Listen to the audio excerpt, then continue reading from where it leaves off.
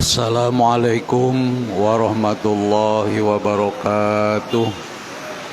Ila radina sabar wa ala alihi wa azwajihi wa dhurriyyati wa ala ibadihi wa nuzulun narwi mamuyidin wa nuzulun narwi sayyisan wa nuzulun narwi yamajani dalam wa nafana barokani wa nuri masuni wa nafa'u bilumahin wa fidanu al-fatihah. A'udzu billahi minasy syaithanir rajim. Bismillahirrahmanirrahim. Alhamdulillahi rabbil alamin arrahmanir rahim maliki yaumiddin iyyaka na'budu wa iyyaka nasta'in ihdinas siratal mustaqim siratal ladzina an'amta 'alaihim ghairil maghdubi 'alaihim waladdallin. Bismillah, alhamdulillah wa syukru ala ni'amillah. Asyhadu an la ilaha illallah wahdahu la syarikalah wa asyhadu anna sayyidana Muhammadan abduhu wa rasuluh la nabiyya ba'dah. Allahumma shalli wa sallim ala sayyidina Muhammad ibn Abdillah wa ala alihi wa sahbihi wa mawala ma ba'd. Minal kiram, para sepuh, para jamaah rahimakumullah. Alhamdulillah, pertama-tama mari kita panjatkan puji syukur kehadirat Allah Subhanahu wa taala atas nikmatnya, atas limpahan rahmatnya, atas izinnya. Alhamdulillah kita pada malam hari ini masih bisa diberikan kekuatan, kemampuan, kemauan untuk hadir di majelis rutin kita, rutinan Senenan. Yang mudah-mudahan kita bermohon wasilah dari hadir kita di majelis ini, amal kita, niat kita senantiasa dicapai sebagai amal soleh oleh Allah Subhanahu wa taala, amal yang mutaqabbala, amal yang hanya untuk mencari ridhonya. Dan mudah-mudahan amal-amal kita ini menjadi kifarat untuk dosa-dosa kecil kita dan menjadi wasilah, menjadi sebab untuk mendapatkan syafaat dari baginda Rasulullah sallallahu alaihi wasallam di yaumil qiyamah. Amin ya rabbal alamin. Shalawat serta salam semoga senantiasa Allah curahkan pada baginda alam Nabi besar Muhammad sallallahu alaihi wasallam, keluarganya, sahabatnya dan seluruh umatnya yang senantiasa patuh dan taat menjalankan syariatnya. Dan semoga kita diaku oleh beliau sebagai sebagai hambanya, sebagai umatnya. Amin ya robbal alamin. Jamaah rahimakumullah, kita lanjutkan kajian arba'innya. Bismillahirrahmanirrahim. Qala mu'arifullah ta'ala wa nafa'ana wa bi ulumihi amin wa fid darain amin ya rabbal alamin. Al-hadisus salisu asyara.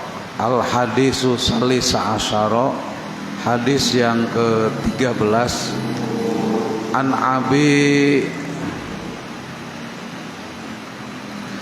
Abi Hamzah Anas bin Malik radhiyallahu an khadimi Rasulillah sallallahu alaihi wasallam anin Nabi sallallahu alaihi wasallam qala la yu'minu ahadukum hatta yuhibba li ahihi ma yuhibbu li nafsihi.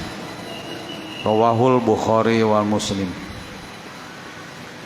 Hadis yang ke-13 ya, dalam Arba'in An-Nawawiyah ini diriwayatkan dari Sayyidina Abi Hamzah yang kita kenal dengan Sayyidina Anas bin Malik radhiyallahu an. Khadimi Rasulullah SAW. Sayyidina Anas ini adalah khodamnya Rasulullah Shallallahu Alaihi Wasallam. Ya apa sih, asisten gitu ya kalau sekarang tuh, asistennya baginda Rasulullah SAW. Oh, saya sering menyebutnya salah satu ekornya Rasulullah SAW ya, Sayyidina Anas bin Malik, Sayyidina Abdullah bin Abbas, Sayyidina Abdullah bin Umar, Abdullah bin Mas'ud gitu. Itu adalah pemuda-pemuda yang senantiasa hadir di mana Rasulullah ada gitu. Makanya beliau-beliau ini adalah sahabat-sahabat yang paling banyak meriwayatkan hadis. Anin Nabi Sallallahu Alaihi Wasallam, Sayyidina Anas bin Malik menerimanya, mendapatkannya dari baginda Rasulullah Sallallahu Alaihi Wasallam. Qala, bahwa Nabi Sallallahu Alaihi Wasallam bersabda, la yu'minu ahadukum, tidak sempurna iman ahadukum, salah seorang di antara kalian, hatta, sehingga atau sampai, yuhibba li akhihi, dia mencintai saudaranya, ma yuhibbu li nafsihi, sebagaimana dia mencintai dirinya sendiri. La yu'minu di sini para ulama menerjemahkan bukan tidak beriman ya, tapi tidak sempurna imannya. Karena kalau diterjemahkan tidak beriman ya berarti apa, syarat iman deh cuman ini gitu ya. Bukan ini tidak sempurna karena banyak gitu, komponen-komponen apa namanya iman itu. Jadi tidak sempurna, sabda Nabi, tidak sempurna iman seseorang. Seorang di sini tentunya seorang apa, orang mukmin, orang muslim, seorang muslim. Jadi keimanannya belum sempurna kalau dia belum mencintai saudaranya muslim ya, sesama muslim sebagaimana mencintai dirinya sendiri. Jadi kalau ya umpamanya gitu, kalau kita seneng apa namanya, seneng makanan yang enak-enak gitu ya, seneng makanan yang enak-enak, maka ketika melihat di sekitar kita ada saudara kita muslim yang mungkin jangankan makan enak, makan aja susah gitu ya, sehari mungkin hanya sekali. Jadi kalau kita puasa itu pagi makan, sore makan gitu ya, di tengah-tengahnya ini puasa di siang hari. Tapi ada saudara kita yang puasa enggak tapi makan juga enggak gitu. Karena apa? Karena di dalam makanan. Makanya di sini artinya mau berbagi gitu. Berbagi dengan apa? Dengan apa yang kita senang. Dan ini juga bisa dipahami bahwa ketika kita memberi sesuatu kepada saudara kita yang muslim atau kepada orang lain, ya berilah sesuatu yang kita senangi gitu. Sebaiknya gitu. Jadi jangan sesak lah gitu ya. Yang udah nggak kemakan udah daripada basi kasihkan orang lain. Walaupun itu juga ya bagus gitu ya. Itu juga tidak salah gitu. Tetap memberi. Tapi sebaiknya sebaiknya memberi apa yang kita senang, apa yang kita senang. Itu dalam apa? Itu lebih. Nah ini menunjukkan apa? Menunjukkan kesempurnaan iman seseorang itu. Nah dari hadis ini kita bisa, kalau artinya itu ya, artinya ya, seseorang yang sempurna imannya, dia akan mencintai saudaranya yang muslim. ya sama seperti mencintai dirinya sendiri. Dan nanti mafhumnya sama, ketika kita membenci kita benci pada sesuatu, maka kita pun harus harus menjaga jangan sampai yang kita benci ini terjadi kepada kepada saudara kita yang muslim. Makanya ya berbagi dalam segala dengan sesama muslim itu. Bisa kita ambil hikmah dari hadis ini. Yang pertama, bahwa iman seseorang atau iman itu berarti bertingkat. Ada yang imannya kurang sempurna, ada yang imannya mulai dari tidak sempurna berarti ya. Tidak sempurna, kurang sempurna, agak sempurna, ya. Sempurna, lebih sempurna mungkin ya. Itu ada tingkatan-tingkatan. Dan banyak sekali nanti di dalam arba'in ini ada beberapa yang ya, kaitannya dengan dengan kesempurnaan kesempurnaan iman. Jadi ini kenapa bagian dari iman hakikatnya ya. Jadi ketika tadi kita punya makanan, jadi kalau kita masak aja misalnya gitu, kita memasak makanan, apalagi makanan itu yang menimbulkan aroma ya, kecuali melem tarasi sekalinya dibagikan melem tarasi gitu ya. Tarasi karunya tetangga aja bau tarasi dibagi nah. Bukan hanya itu gitu. Kita bikin memasak makanan yang apalagi yang yang menimbulkan aroma, yang aromanya tercium oleh saudara kita, tetangga kita, maka sebaiknya itu berbagi dengan saudara kita gitu. Dibagikan gitu.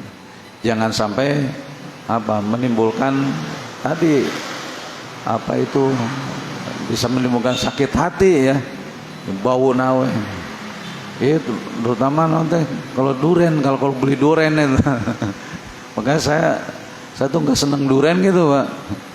Beli durennya satu, kalau dibuka belum tentu isinya bagus semua gitu ya, tapi baunya tercium oleh tetangga gitu. Itu kan bisa melakukan kebagian bau nawe orang kebagian durian, padahal kita yang beli anaknya ngan nyamplung misalnya gitu ya isinya itu. Nah ini bagi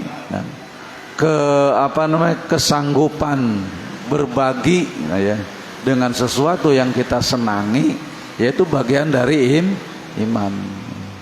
Karena kalau enggak kan ya merasa sayang gitu, tidak sadar bahwa rizki itu hakikatnya datang dari Allah, dan setiap sesuatu yang Allah berikan kepada kita, Allah senantiasa menitipkan untuk dibagikan juga kepada orang lain gitu. Wa mimma razaqnahum yunfikun, dan daripada apa yang Allah rizkikan kepada kita senantiasa berbagi. Nah dalam fikih gitu kan, minimal 2,5% dari rizki ya, dari sesuatu yang kita dapatkan itu dibagikan kepada orang lain, kepada saudara kita. Jadi itu iman ya, di sini kita lihat bahwa iman itu bertingkat-tingkat gitu.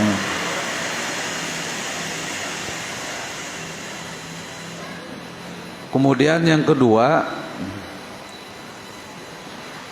bahwa ketika kita mencintai suatu kebaikan, maka bagikan kebaikan itu kepada saudara kita. Nah, ini dakwah gitu namanya. Kita seneng ngaji, ya ajak saudara kita juga untuk ngaji. Oh saya seneng ini, nggak ajak juga saudara-saudara kita untuk untuk melakukan apa yang kita senangi gitu ya. Nanti mafhum muhalafahnya sama. Ketika kita tidak menyenangi sesuatu, ketika kita membenci sesuatu, kita berhasil menghindari sesuatu yang dilarang oleh Allah SWT, dan itu juga bagikan kepada saudara kita gitu ya. Agar saudara kita sama-sama gitu mendapatkan kebaikan dari kita. Nah, yang kemudian dari hadis ini kita bisa melihat bahwa Islam persamaan hak gitu ya. Di dalam Islam itu ya hakiki ini yang gitu. Jadi bukan hanya persamaan-persamaan yang ini. Ya betul-betul hak hak setiap individu itu memiliki hak yang sama. Walaupun ketika Allah memberikannya sesuatu itu berbeda-beda gitu. Persamaan hak. Dan dari sini kita bisa belajar dari bahwa ajaran Islam ini ya, persamaan hak ini adalah untuk menetralisir sifat asli manusia yang cenderung tidak mau dikalahkan oleh orang lain. Enggak, kalau suruh sama kan embung gitu ya. Pengennya jadi kalau saya kaya ya nggak mau berbagi, karena kalau dibagikan nanti saya turun dia naik, atau minimal jadi sama gitu. Itu kan kecenderungan kan manusia tidak mau gitu. Maunya apa? Maunya dia selalu berada di atas orang lain. Nah, sifat yang tidak baik itu dalam Islam dihilangkan dengan dengan kalimat tadi, la yu'minu ahadukum hatta yuhibba li ahi kama yuhibbu li nafsi gitu ya. Jadi kalau senang bagi gitu, yakinkan bahwa apa yang kita miliki itu adalah semuanya titipan dari Allah Subhanahu wa taala. Jadi untuk menetralisir tadi, menurunkan sifat-sifat insaniyah yang tidak baik itu ya, yang selalu ingin lebih baik dari orang lain. Kemudian dari hadis ini juga kita bisa kita belajar bahwa dengan perintah berbagi ya, mau berbagi dengan orang lain, mau mencintai orang lain seperti mencintai dirinya sendiri, maka dengan ini secara otomatis ya, bahwa sifat tidak senang kepada orang lain itu merupakan sesuatu yang tidak dibenarkan di dalam Islam. Nah, kebalikan dari mencintai orang lain membenci orang lain, senang. Jadi ketika kita punya rezeki berbagi dengan saudara kita, ketika melihat orang lain senang, kita pun ikut senang. Kan itu harusnya gitu ya. Nah, tapi ada orang yang ketika orang lain senang, dia malah sedih gitu. Jadi sedih kalau melihat orang lain senang, dan senang kalau melihat orang lain sedih. Nah, dalam Islam sifat seperti ini disebutnya hasud gitu. Jadi dengan hadis ini juga ini secara otomatis bahwa dilarang untuk untuk hasad. Ya, hasad itu kalau bahasa kitanya rada banyak, iri, dengki, jahil kaniaya gitu ya. Iri, dengki, jahil, kaniaya itu hasud dalam agamanya. Jadi hasud itu ya, guru kita Pak Kiai Nandang biasa mengartikan tuh, gampangnya hasud itu senang melihat orang susah melihat orang senang. ada temennya, saudara tetangganya, kenapa dia kok pagi-pagi udah ada di rumah? Biasanya pagi-pagi pergi. Oh, dia di PHK, alhamdulillah. Dengar temennya di PHK, alhamdulillah. Itu hasad namanya. Walaupun bilang alhamdulillah, ya hasad itu. Seneng apa namanya? Atau ngelihat tetangganya dapat hadiah, panas tiris gitu ya. Panas tiris gitu lihat saudaranya, ya sedih gitu. Enggak, itu namanya hasud. Ini sesuatu yang dilarang di dalam Islam. Sama berarti sifat hasud ini juga apa namanya menunjukkan bahwa imannya itu ya kurang gitu ya, imannya tidak baik gitu orang yang suka hasud. Maupun hasad ini nanti ada berbagai tingkatan juga ya. Hasad itu ada tingkatan-tingkatannya. Yaitu kalau di bahasa kitanya iri, dengki, kan itu sebenarnya sama ya. Iri, dengki, jahil kaniaya gitu. Jahil kaniaya itu ya apa namanya? Salah satunya kenapa? Mengganggu orang lain agar orang lain apa namanya tidak mendapatkan nikmat gitu ya, kan jahil gitu. Hasud yang pertama ini katanya kata ulama, hasud yang paling tinggi derajatnya menginginkan nikmat yang ada pada orang lain itu hilang. Dia berharap nikmat yang ada pada orang lain hilang. Itu apa? Itu hasud. Dengan ya berbagai macam, bisa dengan ya doa dalam arti ya doa yang tidak benar juga gitu ya, yang tidak dibolehkan. Jadi mudah-mudahan apa namanya ya celaka lah gitu ya, mudah-mudahan ya orang baru dapat rezeki ya, mudah-mudahan kagarongan gitu, mudah-mudahan kebakaran, mudah-mudahan gitu. Jadi intinya dia berharap hilang rezeki itu pada orang lain dengan tidak ada keinginan nikmatnya pindah ke dia gitu. Jadi hanya dia menginginnya hilang aja gitu. Pokoknya dia pengennya hilang lah nikmat itu pada orang lain. Nah itu hasud katanya, itu hasud, tingkatan hasud yang paling tinggi. Yang kedua, menginginkan nikmat itu hilang dari orang lain dan berharap pindah kepada dirinya. Ini agak rendah katanya. Ya agak rendah sama aja tetap haram ya. Haramnya hanya ada mungkin ini secara sosial gitu. Dari sisi sosialnya lebih rendah dari tingkatan yang kadang. Kalau yang tadi itu benar-benar mau puas gitu. Tapi kalau yang ini masih berharap pindah nikmat itu kepada dirinya gitu. Nah itu tingkatan hasad yang kedua. Kemudian yang ketiga, ada orang hasad tuh dia menginginkan orang yang mendapat nikmat itu kembali kepada kembali kepada kondisi semula ya.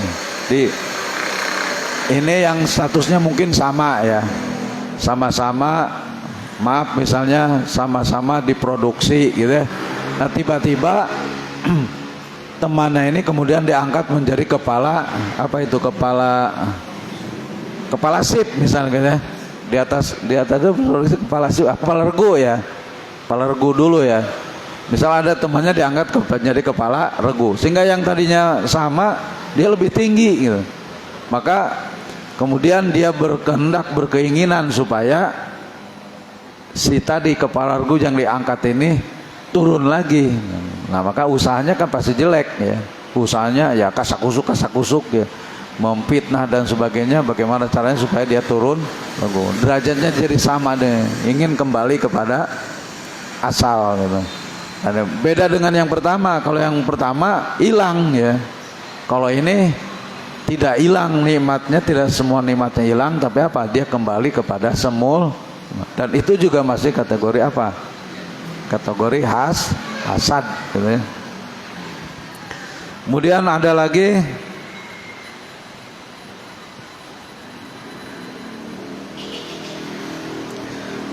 dia menginginkan, hampir sama dengan tadi. Kalau tadi menginginkan ke apa? Keadaan semula ya.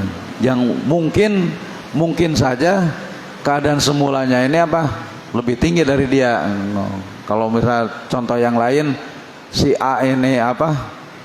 Produksi ya, kemudian si B kepala regu, tapi si B ini kepala regu naik menjadi kepala sip. Benar nggak ini? Lebih tinggi dari kepala regu, kepala sip mungkin ya. Naiklah Pak jabatan. Nah, kalau yang ketiga tadi dia menginginkan dia kembali ke asal. Nah, tapi kalau yang keempat ini menginginkan benar-benar orang yang mendapat nikmat ini kembali menjadi sejajar dengan dirinya gitu. Dan itu juga masih termasuk ya, orang yang memiliki sifat seperti itu masih termasuk apa? Termasuk hasad gitu ya. Karena apa? Karena ketika keinginannya tidak tercapai akan muncul hasadnya, akan muncul apa? Perbuatan buruknya ya. Karena menginginkan ya, diantaranya tadi kasakusuk, memfitnah, menyebar isu apa hak ya.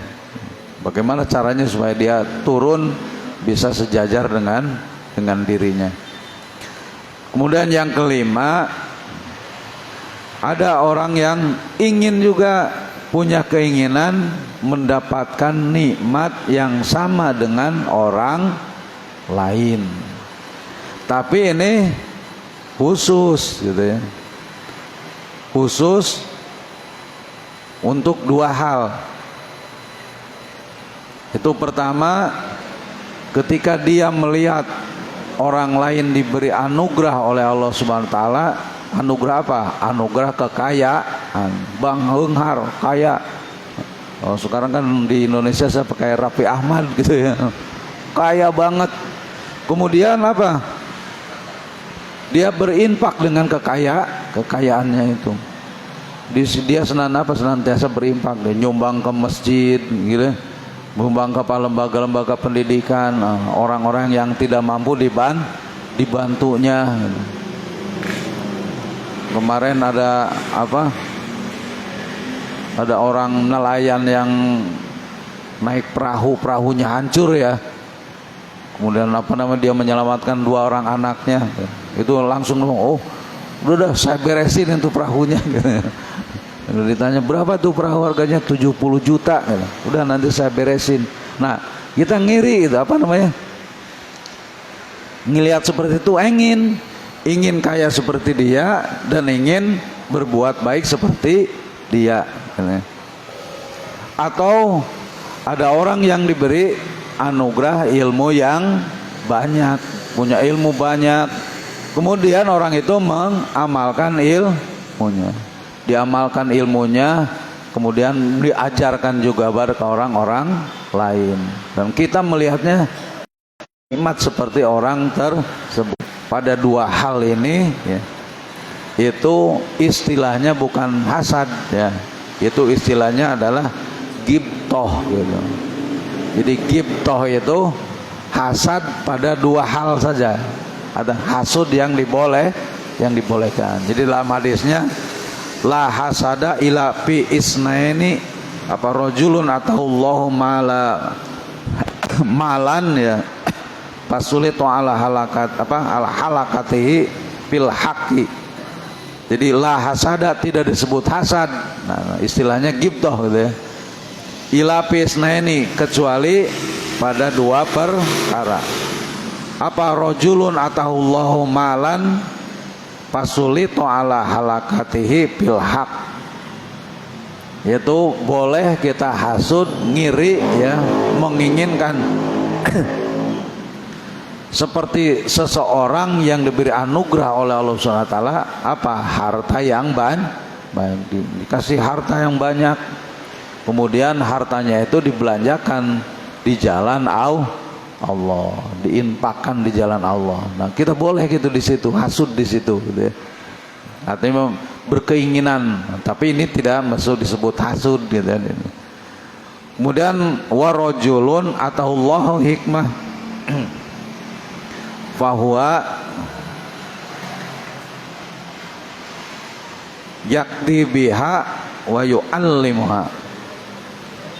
Jadi yang kedua, tidak disebut hasud ketika kita merasa iri ya dengan seseorang yang diberi anugerah hikmah ilmu ya, diberi anugerah ilmu yang banyak oleh Allah Subhanahu wa taala, kemudian dia mengamalkan ilmunya itu ya, wa yu'allimuha, dan dia mengajarkannya kepada orang lain. Nah, pada dua hal ini boleh kita ngiri gitu ya.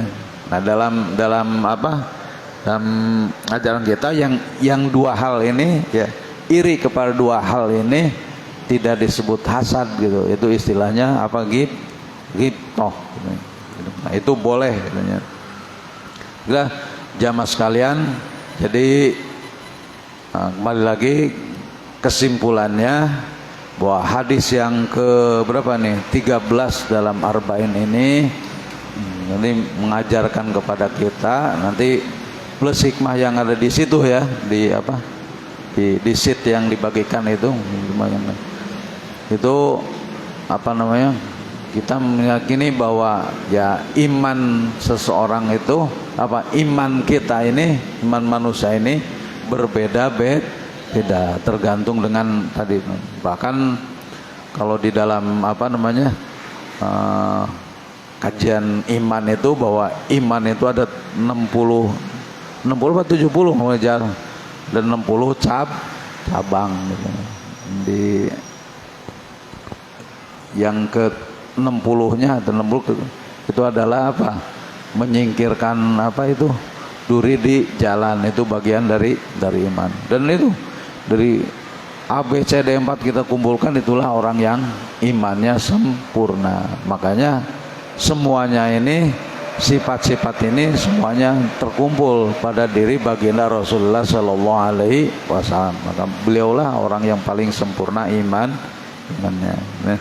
Yang kedua, bahwa Islam ya, pada hakikatnya adalah persamaan. Tapi persamaannya di sini proporsional ya, sama bukan arti sama rata gitu ya. Berbeda dengan persamaan dalam akidah komunis itu kalau komunis juga sama rata ya. Komunis kan lambangnya palu arit kan. Palu arit kan nonjol saeutik hiji takol supaya rata, maksudnya gitu di Palu gitu.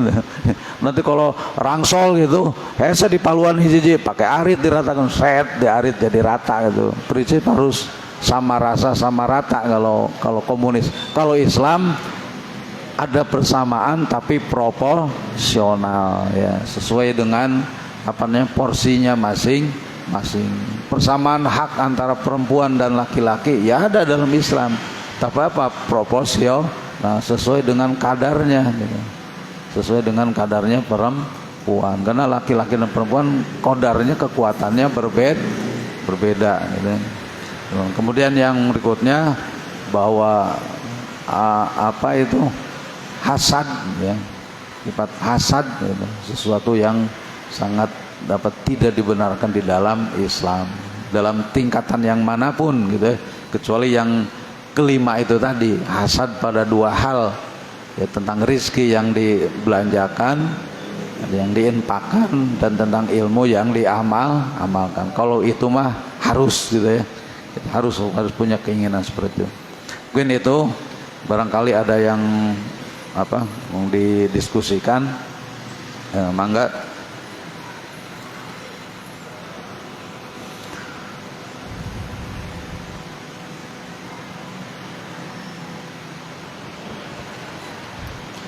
Saya kalau dekat alhamdulillah gak usah pakai kacamata sekarang.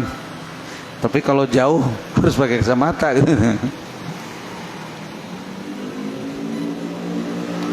Jadi wajah bapak-bapak nggak jelas, nggak kelihatan gitu. Mangga barangkali ada yang ini didiskusikan. Ya selain ini boleh gitu ya, selain apa namanya, selain materi yang terkait dengan materi hari ini, ya nanti kalau kita bisa jawab ya dijawab, kalau tidak ya nanti kita diskusikan, barangkali ada yang bisa menjawabnya. Mangga Pak.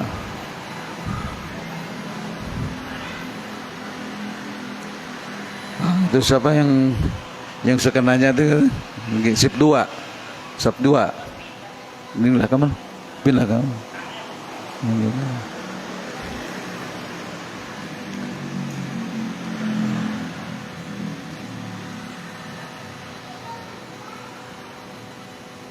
nggak ada, alhamdulillah kalau nggak ada. Jadi kalau tidak ada ya baiklah, sekalian.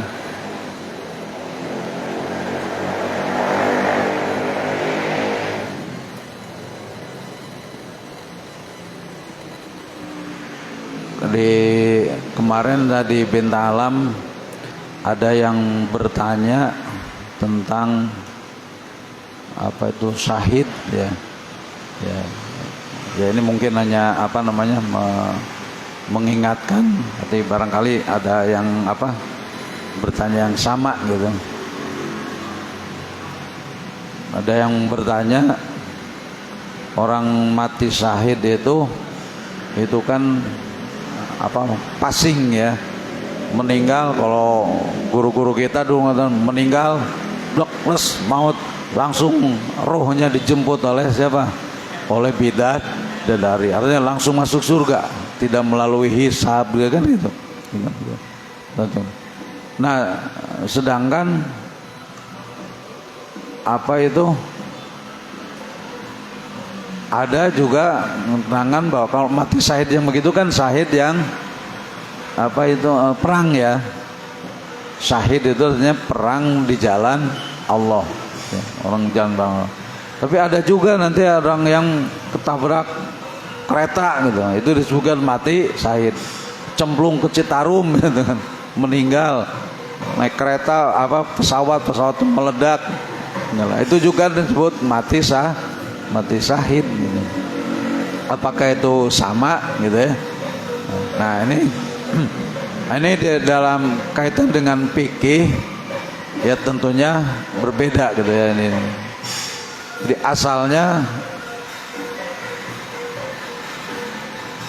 asal istilah syahid itu adalah tadi yang disebut syahid adalah orang yang meninggal di medan perang ketika berperang dengan kafir ya, berperang dengan kafir. Kemarin ada yang nanya bagaimana kalau Yaman dengan kemarin apa?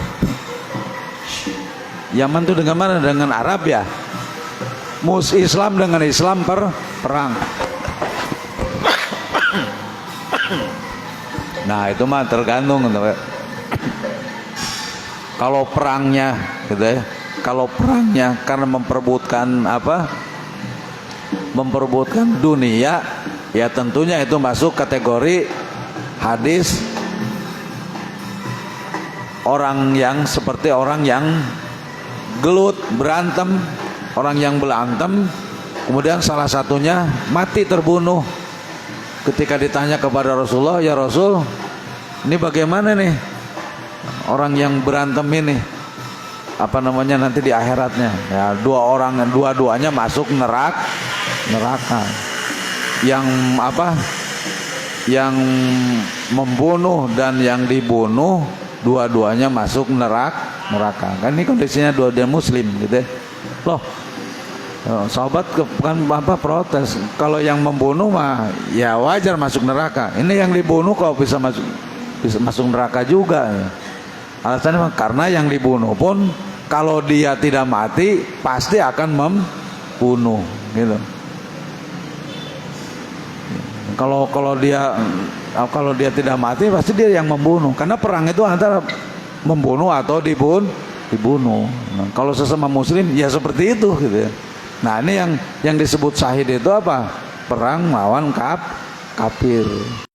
Baik matinya itu karena ditembak musuh atau karena tertembak oleh sesama muslim, ya mau nembak musuh meleset kena orang Islam mati, itu tetap syahid gitu.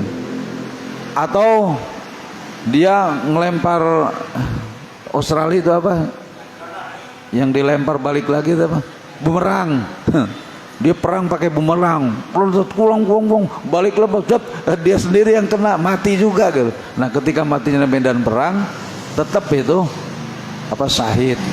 Atau dia mengendalikan kudanya apanya larinya kenceng sampai jatuh mati, itu kategori syahid juga gitu. Tapi orang yang tertembak ya, kena pedang misalnya atau tertembak luka, kemudian dibawa ke rumah sakit kalau sekarang gitu ya, atau diobati, dibawa ke gitu. Dia matinya tidak di medan perang, matinya di rumah sakit, matinya di rumah gitu. Walaupun dia lukanya karena perang, kalau matinya tidak di medan perang itu tidak dihukumi syahid. Ya. Nah, orang yang syahid ini di dalam fikih kaitannya dengan apa? Dengan pemulasaraan mayit, maka tidak dimandikan, tidak dikapani, tidak disolatkan, hanya dikuburkan aja. Ya, tidak dikapani artinya kapannya cukup dengan pakaiannya gitu, cukup dengan pakaiannya, pegang pakaiannya langsung, tapi dapat dikuburkan dan tidak perlu disolatkan gitu, yang mati syahid ini. Nah sekarang bagaimana dengan orang yang tadi kan syahid juga, yang jatuh di pesawat terbang gitu ya, yang tadi kecemplung sumur misalnya, orang tenggelam gitu mati syahid. Nah itu diistilahkannya itu syahidnya syahid akhirat. Syahid akhirat tuh dia dapat pahala syahidnya di akhirat. Wallahu alam, itu urusan Allah gitu ya. Rasulullah menyebutkan itu orang tuh syahid. Tapi di dunia dia dipulasara, dihukumi sebagai manusia biasa. Artinya apa? Tetap dikapani, dimandikan, dikapani, disolatkan, dikuburkan. Nah, jadi akhir syahid akhirat. Nah, ini syahid. Nah, terus pertanyaannya berikutnya, apakah setiap orang yang mati di medan perang itu pasti masuk surga? Pasti enggak, Pak? Ya. Nah, untuk menjawabnya kita ke hadis yang pertama di Arba'in ini apa? Innamal a'malu bin niat wa innamal likulim ri'in manawa. Walaupun dia mati medan perang, dia kelihatan perang, tapi niat perangnya bukan bukan jihad. Niat perangnya berkeinginan mendapatkan ghanimah. Perangnya itu agar nanti kalau dia menang pengen jadi menteri gitu, pengen menjadi pejabat. Ada apa? Bukan lillah, tapi karena dunia. Nah orang yang begini di dunianya dihukumi syahid karena dia zohirnya dia mati syahid, tidak dimandikan, tidak disolatkan, tapi cukup dikuburkan. Tapi apakah dia pasti masuk surga? Wallahu alam, itu urusan Allah. Makanya ada istilah jadi orang yang ketiga tadi ini disebutnya syahidnya syahid dunya, hanya dihukumi syahidnya di dunia gitu. Di akhirat wallahu alam gitu. Nah, jadi kalau yang niatnya tidak lillahi taala itu syahid dunia gitu. Orang yang berjihad kemudian mati medan perang, nah itu disebutnya syahid dunia akhirat gitu. Nah, kalau yang tadi yang orang meninggal dalam keadaan menuntut ilmu gitu kan, man mata fi talabil ilmi mata syahidan. Makanya niatkan kita seumur umur menuntut ilmu gitu, Pak. Ada pengajian hadir. Dan mudah-mudahan ketika kita meninggal kita masuk kategori mati dalam keadaan menuntut ilmu, sehingga masuk kategori mati syahid. Nah ini disebut syahid akhirat. Jadi di akhirat dia dapat pahala syahid, tapi di dunia dia dihukumi orang biasa gitu ya, mayat biasa. Bang ya. Ini ya kadang-kadang kan kita mendengar di ceramah suka liar, ongkoh syahid, ongkoh dimandikan, ongkoh kan. Ini tuh mudah-mudahan ada manfaatnya sebagai sebagai tambahan. Mohon maaf atas segala kekurangan, dan terakhir kita senantiasa bermohon kepada Allah SWT agar kita ikhtiar kita untuk hadir di majelis ini, Allah memberikan ilmu kepada kita, memberikan pemahaman kepada kita tentang ilmu-ilmu yang kita dapatkan pada saat ini. Dan kita mohon kepada Allah SWT semoga Allah memberikan kekuatan kepada kita untuk bisa mengamalkan setiap ilmu yang kita dapatkan.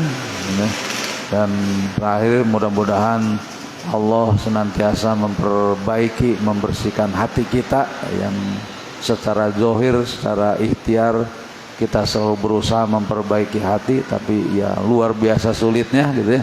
Untuk sabar aja, satu aja sabar gitu, itu sangat berat. Karena itu seperti biasa kita akhiri majelis ini dengan zikir. Ya mudah-mudahan asharul zikir ini bisa membantu memperbaiki hati kita yang kotor, membersihkan kotoran-kotoran yang ada di hati kita. Al-hadiniyah walikuliyantin sholih Al-Fatihah. A'udzubillahi minasyaitonirrajim. Bismillahirrahmanirrahim. Alhamdulillahirabbil alamin arrahmanirrahim maliki yaumiddin. Iyyaka na'budu wa iyyaka nasta'in ihdinas siratal mustaqim siratal ladzina an'amta 'alaihim ghairil maghdubi 'alaihim waladdallin. Jaddidu imanakum biqauli la ilaha illallah la ilaha illallah la